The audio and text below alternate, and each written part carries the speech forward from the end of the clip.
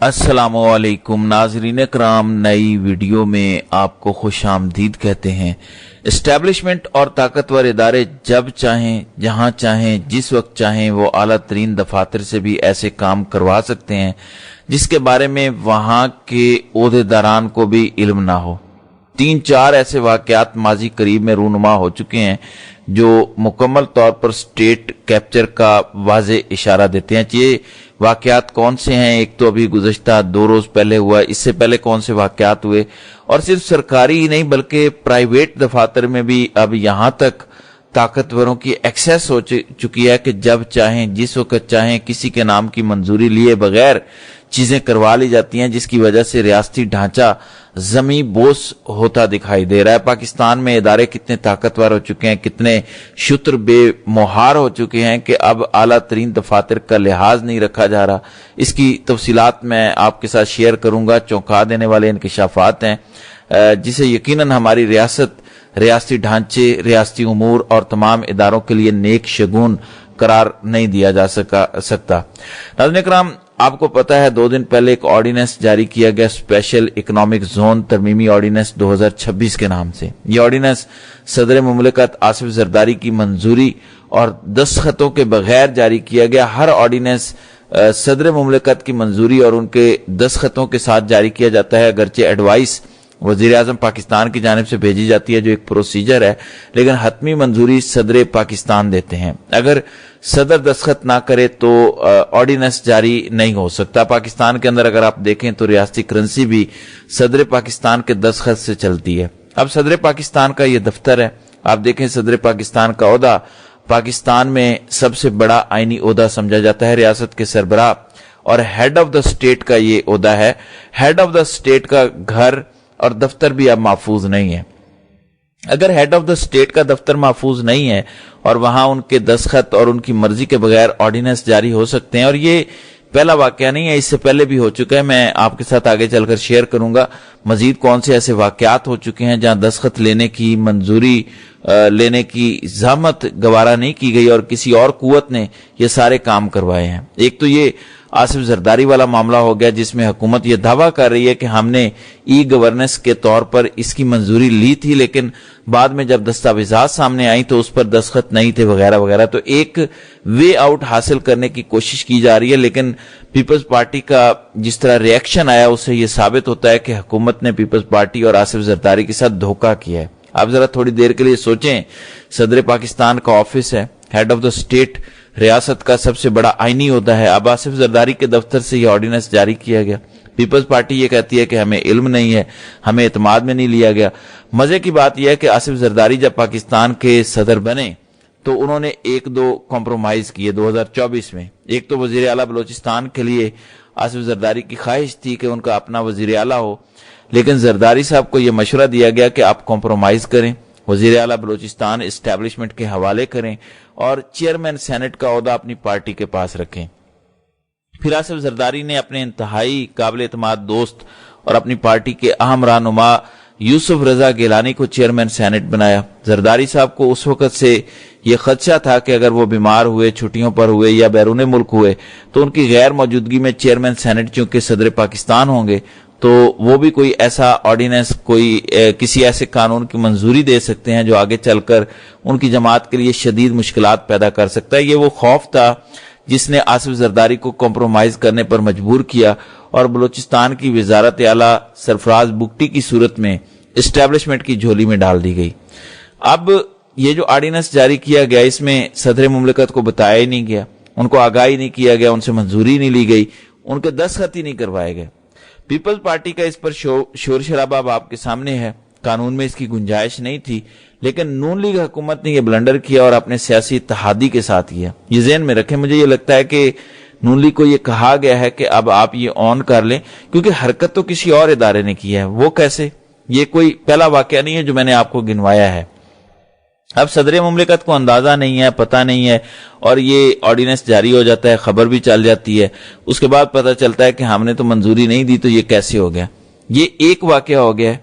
ये कौन करवा रहा है जिसकी सदर मुमलिकत के ऑफिस तक रसाई है, जो वहां से इस तरह के काम करवा सकते हैं اور ان کو پوچھنے والا بھی کوئی نہیں ہے. یعنی صدر مملکت کے آفس کے اندر ایک ایسی قوت موجود ہے جو صدر کو بائی پاس کرنے پر بھی قادر ہے.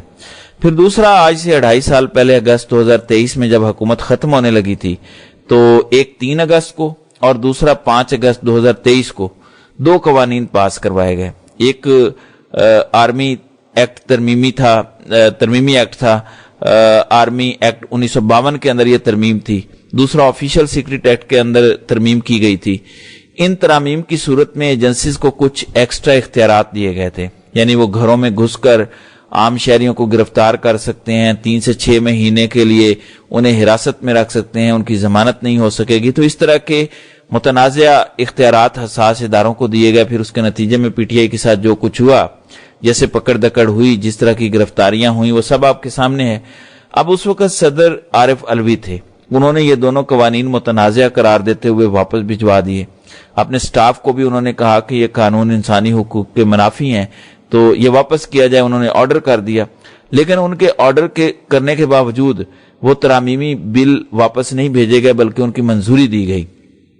اب مزے کی بات یہ ہے کہ اس وقت تک پی ٹی آئی کی حکومت ختم ہو چکی تھی، نگران حکومت بن چکی تھی، کیونکہ 9 اگست کو حکومت تحلیل کر دی گئی تھی 2 سے 3 روز پہلے.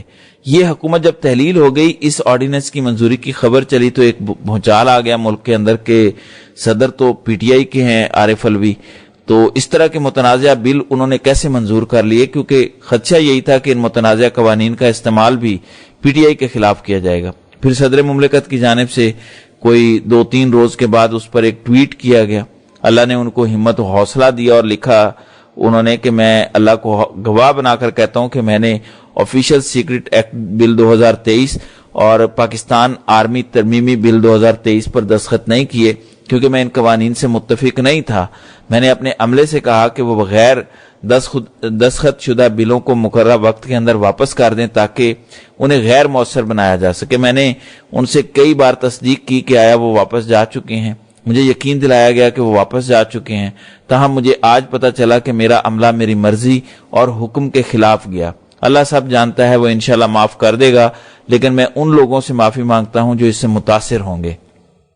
تو عارف علوی نے اللہ کو حاضر ناظر جان کر یہ ٹویٹ کیا کہ میں نے ان بلوں کو واپس بھجوا دیا تھا، میں نے ان پر دستخط نہیں کیے تھے. تو اس وقت بھی ایوان صدر کے اندر کوئی ایسی قوت موجود تھی جس نے صدر مملکت کے احکامات کو نظر انداز کیا. پھر تیسرا واقعہ عارف علوی کے ہی دور میں جب انتخابات کی تاریخ لینی تھی 2023 میں، سپریم کورٹ کے اندر قاضی فائز عیسیٰ کی عدالت میں کیس بھی چل رہا تھا.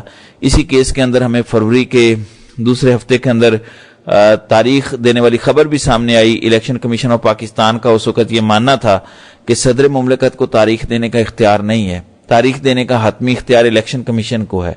اس معاملے پر صدر عارف علوی نے اس وقت کے وزیر قانون عرفان اسلم کو خط لکھا اور کہا کہ وزارت قانون رہنمائی کرے کہ تاریخ دینے کا اختیار صدر مملکت کو ہے یا الیکشن کمیشن آف پاکستان کو ہے. تو یہ معاملہ بھیجا گیا وزارت قانون کو. اس وقت پی ٹی آئی حکومت ختم ہو چکی تھی، نگران وزیر قانون تھے عرفان اسلم. پہلے صوبائی الیکشن پر انہیں اعتراض تھا کہ وہ گورنر تاریخ دیں گے. اب نیشنل الیکشن کا یہ معاملہ تھا. ایک صحافی نے اس وقت کے نگران وزیر قانون عرفان اسلم سے سوال کیا تو انہوں نے کہا کہ یہ آپ کیسے بات کر سکتے ہیں، ایسا ممکن ہی نہیں ہے. آئین میں لکھا ہے کہ صدر پاکستان تاریخ دیں گے تو الیکشن کمیشن کیسے یہ تاریخ دے سکتا ہے، یہ پاسبل ہی نہیں ہے.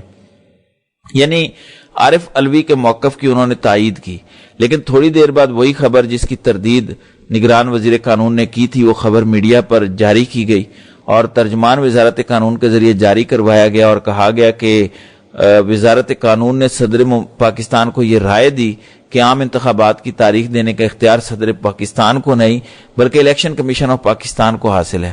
اب ایک بار پھر سب سے بڑا آفس ایوان صدر پاکستان اور پریزیڈنٹ ہاؤس، اس سے نیچے وزارتیں ہیں اور وزارت قانون کا وزیر یہ کہہ رہا ہے کہ آئین میں لکھا ہے کہ صدر کو تاریخ دینے کا اختیار ہے، لیکن اسی وزیر کی ناک کے نیچے اسی کی وزارت کے اندر سے یہ خبر چلوا دی جاتی ہے کہ صدر مملکت کو یہ اختیار حاصل نہیں ہے بلکہ یہ اختیار الیکشن کمیشن آف پاکستان کو حاصل ہے. تو پیرل ایک سسٹم پاکستان میں چل رہا ہے.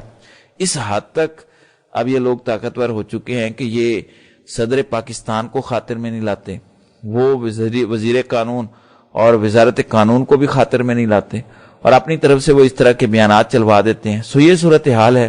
آج بھی الیکشن صدر مملکت جو موجودہ ہیں آصف زرداری تردید کر رہے ہیں، لیکن اس کے باوجود ساری چیزیں آپ کے سامنے ہیں کہ کیسے اسٹیٹ کو چند جو ہے وہ نامعلوم ہاتھ جو ہے وہ چلا رہے ہیں. سو یہ صورتحال ہے. تو ناظرین کرام، آپ کی اس ویڈیو کے حوالے سے کیا رائے ہے؟ آپ اپنی رائے کا اظہار کامنٹ سیکشن میں ضرور کیجیے گا.